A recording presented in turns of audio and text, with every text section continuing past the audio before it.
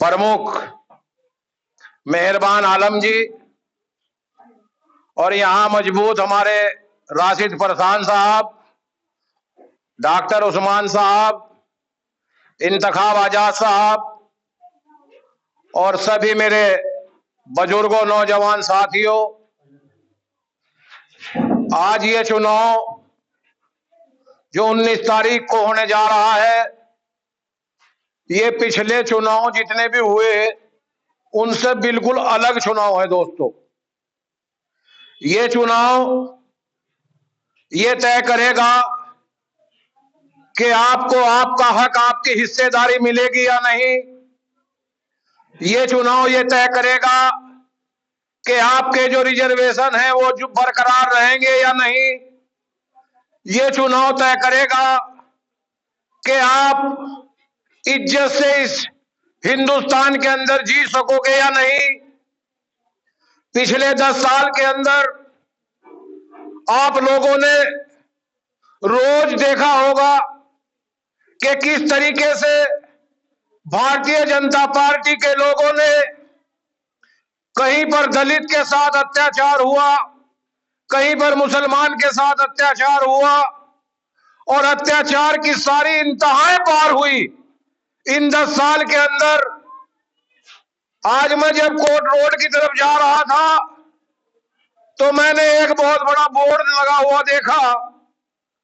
उसमें एक झूठ बोलने वाले आदमी ने गारंटी दे रखी है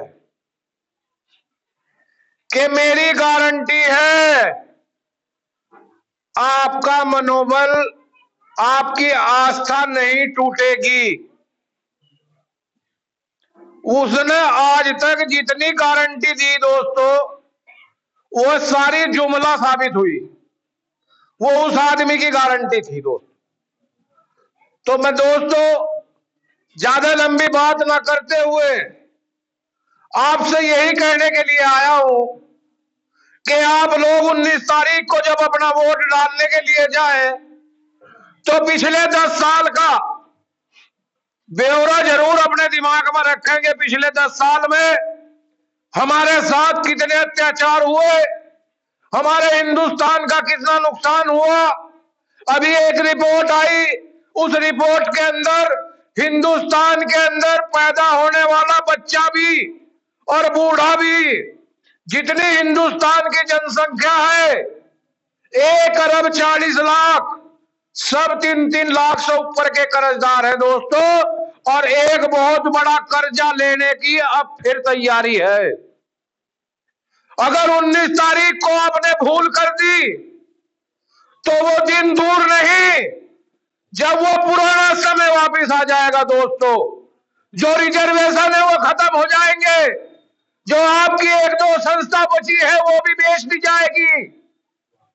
तो दोस्तों ज्यादा कुछ ना कहते हुए, मेरे जो बड़े वक्ता यहां मौजूद हैं, मैं तो आप लोगों से यही अपील और दरखास्त करने आया हूं कि जो मान्यवर काशीराम जी ने नारा दिया था, अगर उस नारे को हम मजबूती के साथ पकड़े तो हिंदुस्तान के अंदर आपके अलावा किसी का राज नहीं हो सकता। मान्यवर काशीराम जी ने नारा दिया था, खुरपार बुरखा।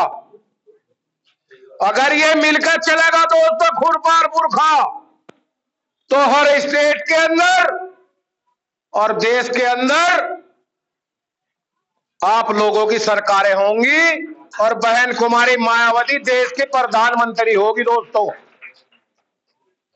और कोई बड़ी बात नहीं है, ये 1585 की लड़ाई है दोस्तों। एक तरफ 15% लोग हैं और एक तरफ 85% लोग हैं। अब आपको ये तय करना है कि 85% वाले गद्दी पर बैठे या 15% वाले लोग गद्दी पर बैठने का काम करें। हिंदुस्तान की तकदीर के लिए, हिंदुस्तान के भविष्य के लिए, इन बच्चों के भविष्य के लिए, जो बेरोजगार घूम रहे हमारे पढ़े लिखे, उनकी नौकरियों के लिए आप लोगों को अपने वोट का इस्तेमाल करना है दोस्तों। 19 तारीख को एक शेर के साथ अपनी बात खत्म करूंगा कि मुत्तहिद होगे तो कहलाओगे गाजी गालिब, और मुंतशिर होगे तो किस्तों में सफाया होगा। दोस्तों खुदा हाफिज, जय भीम, जय भारत।